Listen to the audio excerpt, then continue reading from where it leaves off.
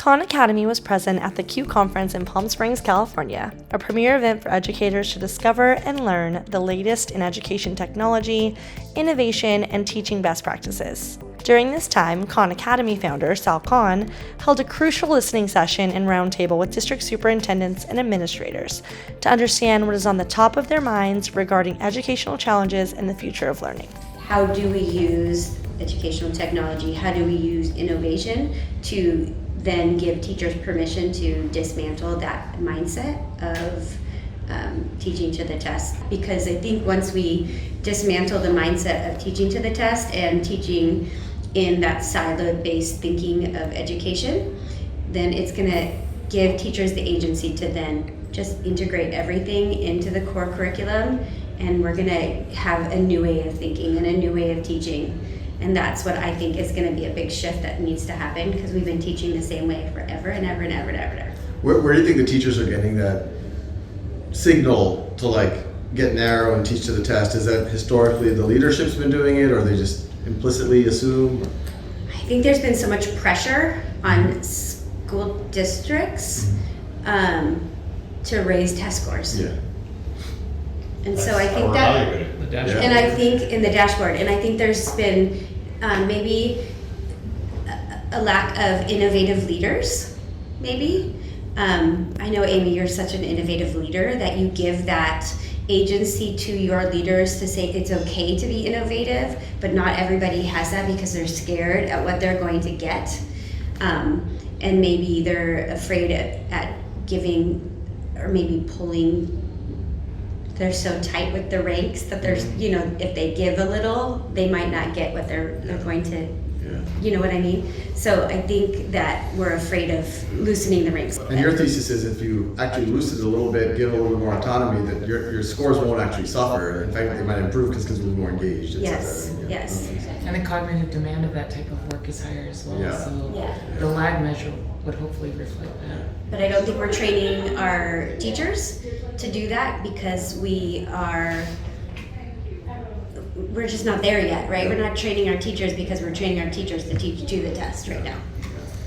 So how do we fix training that? our teachers to do best first instruction. Yes. And this one size fits all, I hold all of the knowledge and it's my job to give it to you in one way to everyone. Mm-hmm. I mean, the philosophy behind all that is just really antiquated. Yeah. I feel like education knows it doesn't work, but I mean, in my very limited 2 years of experience behind the curtain, it just feels like there's so many other pressures between unions and curriculum and textbook vendors, and there's so many other external drivers that don't allow for change to happen. So there's a recognition that it's not working, but might I add too, we're a profession of apprenticeship, so we've seen somebody do our job for 16 years prior to now having our job. So I put forward potentially models of excellence. How often are teachers exposed to these integrated learning opportunities with a high cognitive demand that have real world relevance? I've seen somebody do my job for 16 years. It's going to be a challenge to adjust. And what are the structures in our system that provide the support? So even as a teacher, if I recognize all I have in my toolbox is what I was exposed to prior, what access do I have to new tools and how to use those? Well, to me, that causes an equity issue, right? Because if the question is what access do I have to the tools, you're automatically assuming that it's the teacher's role to be the primary person that gives the access to the students. And so if you have a teacher that really likes ed tech and likes Convigo and is into it, then those students are going to benefit from it, which is a very small percentage of the total teachers in a district. So if I'm unlucky enough to have a teacher who doesn't like that, is afraid of AI and won't use Convigo, then it's an equity problem. I now, because I'm dependent upon a teacher to let me use it, I don't get to benefit from the tech. And how sad for that. That. I mean, that's the thing about what I feel like we've seen across the AI ed tech vendors is it's all so still an old model of teacher-centered. Yeah. All the control lies with the teacher, and until we somehow miraculously give PD to every single teacher to show them how amazing it will be if they could differentiate with AI and personalize with AI, our kids are suffering as a result because we just aren't able to upskill them that quickly. And we could provide PD to those to a lot of teachers, but if they're still hesitant, are they going to use it? So how do we change that? Right, because PD is not sufficient to change behavior. You have to do the behavior, No, there's so much reflect more on the change behavior, management. Yeah. adjust the behavior, see the behavior model. Behavior change is complex, right? So simple professional development, we're almost doing what we're asking teachers not to do. We're professing and then asking them to apply or mimic, which, how well does that work? So I think it requires, back to leadership, and we're saying like leadership isn't there. But I have this new saying that I keep saying, I'm not gonna leave any word unturned. So if we talk about innovation, then we need to explore what innovation looks like and what does that imply for leadership. Can we do professional learning in a different way? Can we go ahead and start looking at how AI can become this catalyst to look at innovation? I think that AI is amplifying these problems. I'm not saying that AI is doing a bad thing. I'm saying it's forcing us to rethink what we were supposed to be doing even before AI, right? Like we've been having this conversation about direct instruction, the transactional, the passive learning. But when we look at active learning and what the opportunities are there for AI, then we have to look at the change leadership piece. So then do we start looking at AI as a way, not as a model to go and teach people how to train them, but look at a model as like, what if this was a lab? What if this is a place where we prototype? What if this is a place where we explore instructional coherence and where does AI layer on curriculum and standards assessment alignment? Where do we look at instruction and how can we use AI to amplify instruction in a good way? And then where do we look at professional learning? How do we redo professional learning? That's kind of the approach that we're taking, but it's also uncovering a whole new set of problems. And to your first question is the fragmentation of AI apps. The fragmentation and the instructional coherence, there's a collision because we're trying to figure out, okay, I like that app, I like that app, and then you start to see redundancies and then you start to see AI embedded in the tools that you already had. So it's creating this really big monster. And I love the idea of vibe coding. It's awesome, but then I started thinking, if I start teaching vibe coding, how many more apps am I going to introduce? I'm thinking, okay, how do we tame this beast? And so does the AI market have to change so that we have coherence even within those apps in one system that connects to the SIS so that we can hear and see and understand our students even better? To start looking at it like how might we questions that we use in design thinking, and then how do we start looking at the student strengths, deficits, the learner variability, instructional strategies, pedagogical strategies, and then how do we start remodeling professional learning so that we're modeling practice, not telling people. So we engage the learner, the teacher learners. I think we should build wisdom in our teachers first and get them to experience what it's like to remove barriers in learning with AI so that when they're experiencing AI with students, they have a little bit more experience and wisdom with the AI and they can ask more questions. So we're very careful not to look at AI as the place to go get answers, but the place to ask questions, to remove barriers, and to design instruction. Piggybacking on what you've said, what I've seen statewide with the AI task force is that we have an equity gap. So we have so many districts out there that have zero knowledge to high quality professional learning. Yes. And to be honest, there's very few people out there that can do that work. And so that's number one challenge. And now we are not in the AI era, which is all information. We're now in the agent era. So here we are talking about AI when we're actually in a different era of agents, as you know. And so that's a huge problem when we have people that out there, and we all know superintendents, you're the CEO of your company, you have to be AI first leader and learner. And if you're not putting the time in to be that forward thinking learner, AI first learner, everyone in your team suffers, but most importantly your kids. And so we're only going to see a wider inequity amongst our students as we move forward. And to the vibe coding point, I think every district is on the cusp of things that can give you operational efficiency or give the classroom operational efficiency. Y'all could probably make yourself. Yeah. Not too far future. I mean, one follow-up question I had on we're seeing a lot of, Khan Academy goes in there, we have all these efficacy studies, et cetera, but people have already adopted a curriculum. Curricula are fairly prescriptive, almost on a daily basis now. And teachers, they're already overloaded with a bunch of stuff, and they probably already have some supplements above and beyond their curriculum they're already using. How do you bring people along to like fit it in, make space out of the curricula? Obviously, we're trying to make it as easy as possible to use and things like that. But I mean, I think kids need to be able to learn at where they're at, Yeah, right? yeah. So without that piece of taking that assessment tool and then getting placed at that yeah, position of where they're at and ready to learn, you're not going to get those kids engaged because they're either going to be struggling or they're going to be bored, yeah. right? So there's that tool that you have is so useful because kids are at every single level in every class. You're never going to get a class where that one curriculum that they have in their classroom is going to be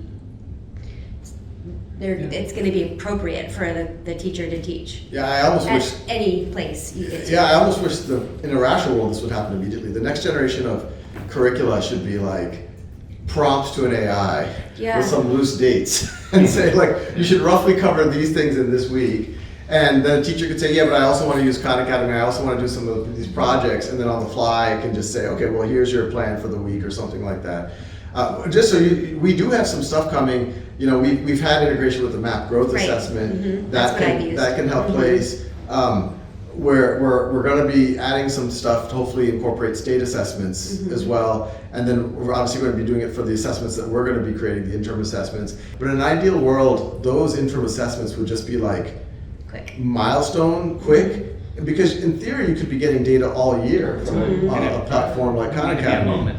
Yeah, Yeah, exactly. And you're Should be getting all formative. continuous. There's Yes. I don't understand the need for Exactly, it should be all formative. Yes. And we're having some thoughts of like, if we could, maybe a button a teacher presses called proctoring mode. And as soon as they press that button, we kind of tell the teacher, okay, you're telling us that these kids are actually doing it on their own right now. And then we could actually use that data. And then we could couple that with the psychometric data that we're getting. And hopefully we can do real-time norming and real-time. And the real dream is there's not a day that you separate the standardized testing day. It's just real-time. You see where everyone is and it's actionable. Maybe that's the 5-year vision. I don't know. I think the challenge that you guys run up against too right now in California is that there's a new math framework, but yet there literally is confusion over the framework and the standards. And so going back to the supplements, here you are, I need to adopt a new math curriculum. That's really what's out there right now. And so nobody's looking at supplements because they're all looking at adopting a new core curriculum, even if their core curriculum is great. So that is a challenge. It's a big challenge. Right? That you do face. I mean, this is my personal opinion. Y'all live it every day, but I think the biggest, every time people are unhappy with where they think results are, they go and either renew the standards or they renew the curricula. And the reality is, when you switch, that switching has so much friction, and you take 2 steps back. And the reality is, you really should just be trying to, say math, I think this is true in all courses to some degree, but you're just trying to maximize the students' active learning at their learning edge. You do that, teachers have good data, you're going to have really good. Yes. You could do that with the Russian math curriculum in California, and those kids are going to rock the California state assessment. Yes. Probably the Russian would be particularly good, but but yeah. We found it a little bit difficult to do that, and I agree with you in certainly in principle, but we found it a little bit difficult to do that with Khan Academy because of still living in the grade levels categories. Like I guess I've always wondered, like, I'm a big fan of mastery-based learning, long time listener, first time caller, but like why do we still have content at grade levels? Like if I have a kid that it has a 3rd grade math level that's in 7th grade, I can't ask him to do a 3rd grade. He's completely unmotivated. I'd much rather say you need to learn this type of math. It's not grade level dependent. It doesn't matter how old you are or what grade you're in. You need to master this. But I can't do that, and I want to be able to have Conmigo do that. I don't want them to feel embarrassed by these artificial, we know grade levels don't matter. This is all anecdotal, but I've actually had like peers and colleagues and friends who kind of ran up against that, and they've taken their kids out of public school and put them somewhere else because some private schools so they can offer you. Right.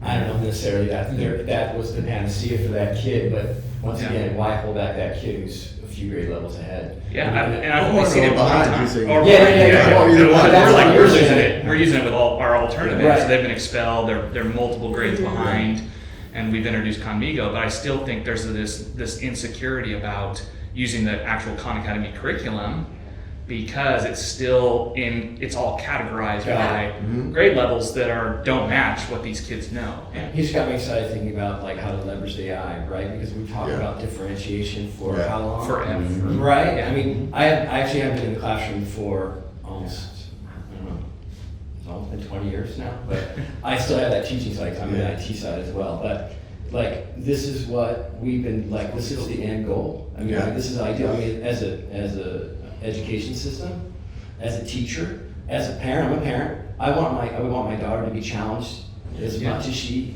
can handle, as opposed to being stuck in this one grade level curriculum. So I think that is the goal. I watched you have an interview with Conmigo, or you talk about Conmigo being the kind of this idea that we would all have an academic assistant or tutor that would follow us as we grow, as we age, as we learn, as we cognitively develop. It would keep track of us, it would get to know us, it would tell our teachers kind of where we're at, and what do we know and what do we need help with. Are you still hopeful that's where we'll eventually go? I mean, I bought into that wholeheartedly because I think that's the actually right way to do it. We were so close with the technology. I'll tell you a couple of things, and this is me making excuses because I 100% agree with everything you just said. And we saw this with, back in the day, some school systems and even some of my family members where when they had significant gaps, you literally started them, and this was an old version of Khan Academy, we have a lot more content now, but you start them at 1 + 1 = 2, and if they know that stuff, they move through it really fast. Because what you see a lot of times in middle school, high school, these kids are just disengaged. They wouldn't even read they're not even leaning forward, they're just whatever, and they're capable, but you build that momentum, and then once things start getting a little bit slow, that's probably close to their learning edge, and they need to do that. And in the absence of that, I mean, we see it in California, half of the kids who go to college, not the high school graduates, who go to college, don't place into Algebra 1. So clearly, all these kids took a course called Algebra 1, Algebra 2, and these are the kids going to college. There's the other half that aren't even going. And we felt pressure over the years because many of y'all are probably familiar, there was the whole TNTP study that came out, 6-7 years ago. That study got super misconstrued. Equity gap study? Yeah, the equity gap study? where they said that, they looked at low-income minority students and they disproportionately weren't seeing grade level material, and then that was correlating with, and I did a webinar with the author of that study, and I'm like, because most people took, the same way people are taking this California thing, it's like, oh, we need a new curriculum. Most people took that, in fact, we had foundations tell us, oh, TNTP study, it's negligent to do off-grade level material. You're gonna make inequity worse.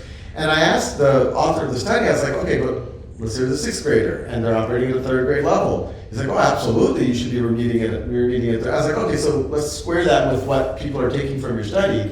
And he said, no, look, the issue with a lot of these places were the things that these kids were getting, it wasn't, not only was it not grade level, it was like no grade level.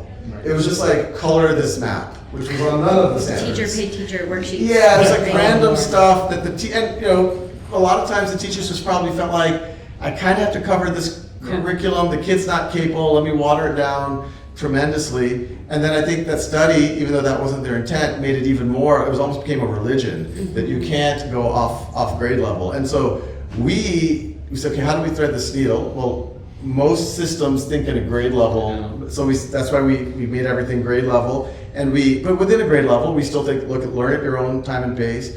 Then we created those get ready for grade level courses, where we tried to curate all of the stuff, because this at least started to fit the mental model that most systems operate in. And then hopefully this gap detector that we're launching now is will get us much closer. But it's true, I think a student who is, I think gap detector plus grade level is gonna be good for a student who's maybe up to 2 grade levels behind. But I think when the student is 3 or 4 grade levels behind, you are much better just starting them at that 3 or 4 grade levels behind. They probably have a huge confidence issue, and just let them. We do have some courses that are not grade level, like it just says like pre-algebra. And your finance one. Yeah, exactly. And pre-algebra, who knows what, Yeah. But the, what we saw in the first wave of Conmigo, when it's just there to help, as I said on stage, like, and most people, a lot of people just don't, the kids who maybe need it the most don't engage. That's right. And they engage with the things that their teachers assign. So in this next version that we're doing, teachers are gonna get insights on all the students, and it'll say, okay, these, call it 10 kids are really struggling with factoring polynomials. Click here and it will assign a Conmigo session with those students, and Conmigo will have the context. You need to cover the prerequisites to factoring polynomials in that session. And then the AI, so one, the kids are more likely to do it now because it's like a clear, it's on their learning cue, the teacher's telling them to do it. The AI, or the tutor in this case, knows the context. Okay, these kids for some reason are struggling with polynomials, and then it's gonna act like a good tutor, like, okay, is it they just don't know the procedure, or maybe they don't know how to multiply terms, or maybe they don't know their negative, keep going back and further and further back. So that's our hope, but it's, yeah, I mean, it's still to some degree the old method of just starting someone at kindergarten and just letting them run. I'm still a fan of. I hope so. I mean, I think we love Conmigo. We've been trying to motivate students to use it. We're still fighting this like big motivation problem of students who, like you said, don't want to do it unless their teachers assign it. Which I want to push against that, because I also think that's a systemic problem. Yes. Like how do we build a system where students are motivated apart from being told what to do, right? And what do I need? Like this whole what do I need to know to pass the test mentality is just killing me. That's everything. I mean, when we talk about skills for an AI future, I mean, that's far more important than knowing how to factor polynomials. Yes. But there's 2 stories. These aren't AI stories. They're actually kind of low tech. But 2 things we just launched that are showing very promising in engagement. We just launched a live classroom. It's in the Khan Academy Reimagined. It'll be launched. I mean, they'll probably get in the pilot. I don't know who's in the pilot or who's not, but it's a simple thing where it just before the Khan Academy session, a teacher can set it up with one button. It'll put it on the overhead. It'll put the kids into 4 teams randomly, and we're going to make it so they can reshuffle and things like that. And you go, and while the kids are doing it, as they show proficiency, their teams, it's just a competition. It's simple. We say, this might be good. We're seeing that when it's done, in the same 30 minutes, kids are getting they're getting 4 times the progress in the same 30 minutes. And that's it's a postural difference, where a lot of times kids are just like, oh yeah, maybe I'll, I know we've all visited the classrooms, and like even in those classrooms we're seeing efficacy gains, but and it's even, I've seen this even with my 11-year-old. Every day they use Khan Academy at the school, and I said, okay, how much progress did you make on your algebra? And he said, oh yeah, I mean, he normally say 1 or 2% a day, which is like good. He's on track to finish in the year. And then recently, this last week, he's like, I did 10% today. I was like, what? How did you do 10% today? He's like, it's the game. It's all about the game.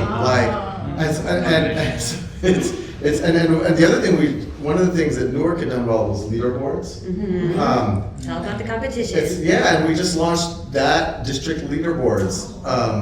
And it's soft competition. We don't want it to be punitive for anyone. But when you see your classroom relative to other classrooms, so these are low tech things, but we're hopeful that these can also drive the postural difference. And then the AI, once you have the right posture and you're engaged, then I think the AI can make a huge difference. It's that immediate feedback. Exactly. Yeah. Well, and socially situated, learning has been traditionally socially situated, and you're giving them somewhat of a meaningful context instead of just consuming maybe disconnected content. Here at least they're socially situated and giving some kind of meaningful motivation potentially.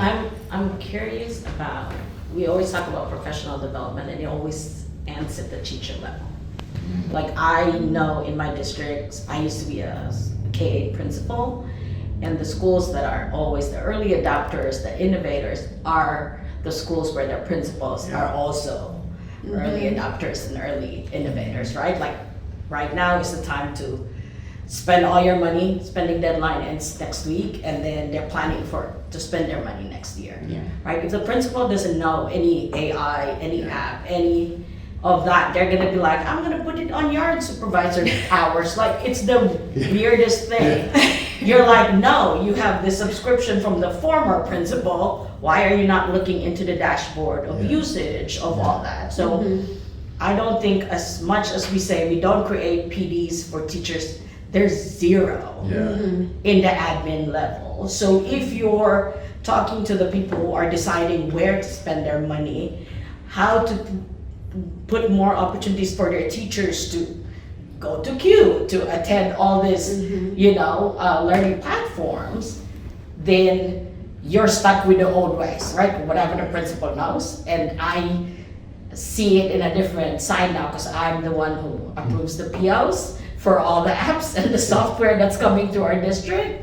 And I'm like, oh my God, did you talk to your principal? Right, so I'm doing that, but I'm also doing the tech teacher leaders that are in schools, right? So you have a tech, can you talk to my principal, please? Like, this is so frustrating. Like, 5 teachers are using this, and the principal, and we have to pay it on our own, because the principal does not understand what it is.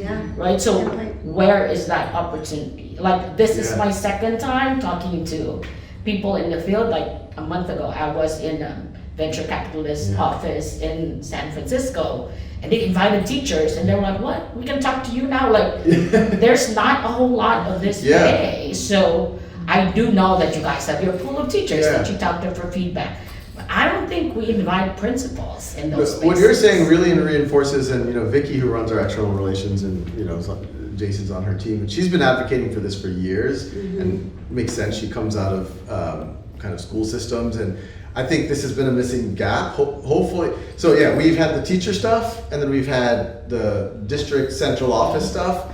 But she's been saying principals, Time to come to school ASA. leaders are where the action is.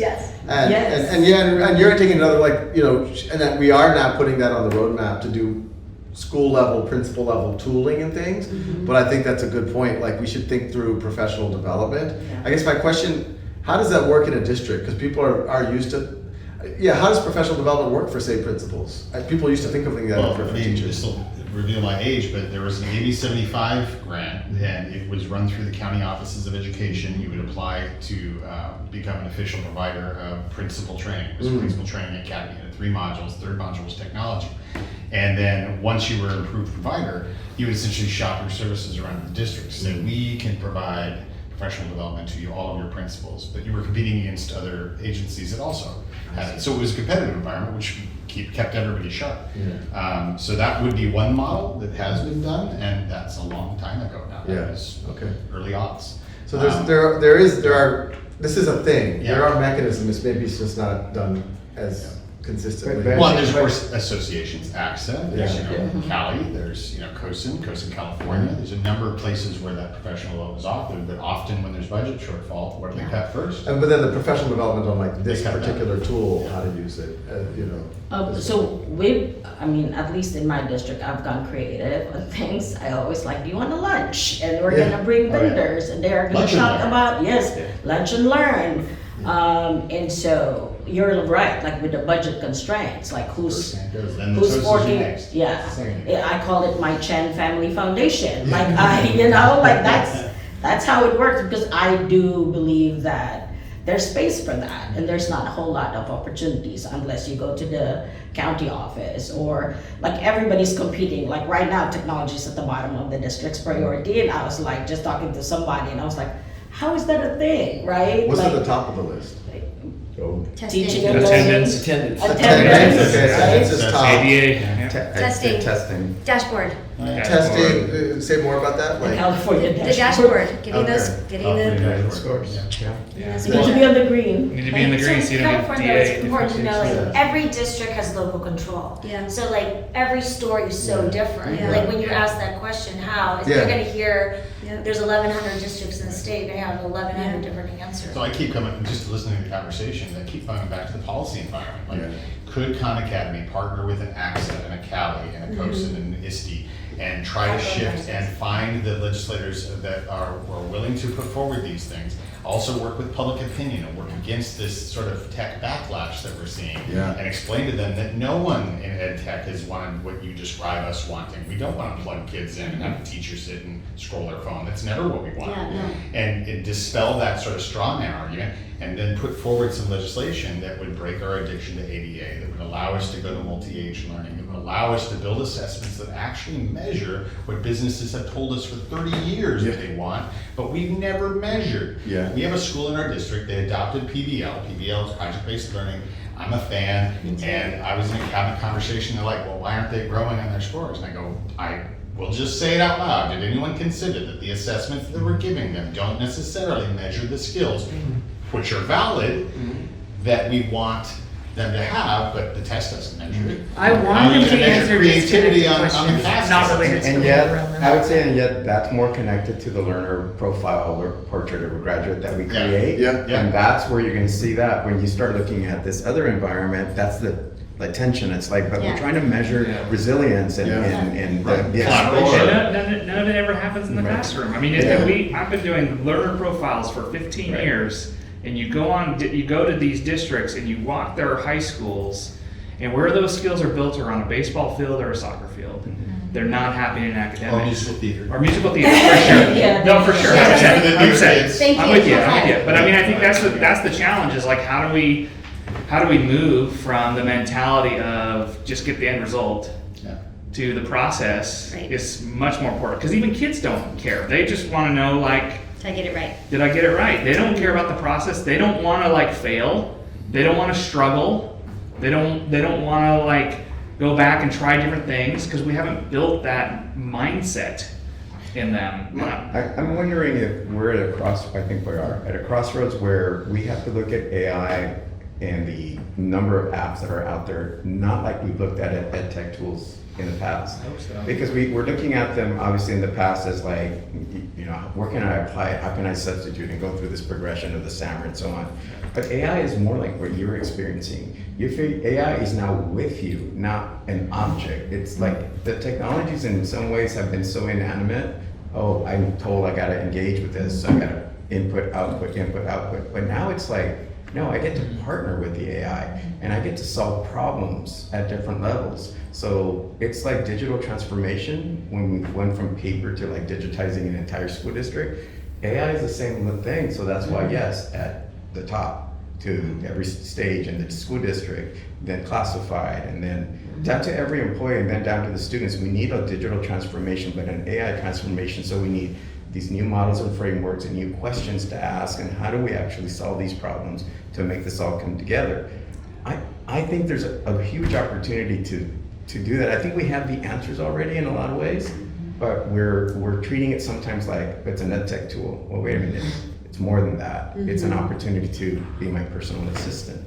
It's an opportunity for a dashboard to actually give me feedback. An AI inside of a dashboard is powerful, I think. And when there's a dashboard and I can ask questions to the AI to show me the trends of what all my classes are doing, and then show me whether they're not learning it, that should be a reflection on me, the teacher, Yeah. for one, or a reflection on what about the learner variability of students? What can I discover about my students if I can really know something? The AI has the potential to access so much of that information. Could we solve new problems? Going back to your experimental pilot about having, students, take a position on an issue and then you paired them up with another student that had the opposite.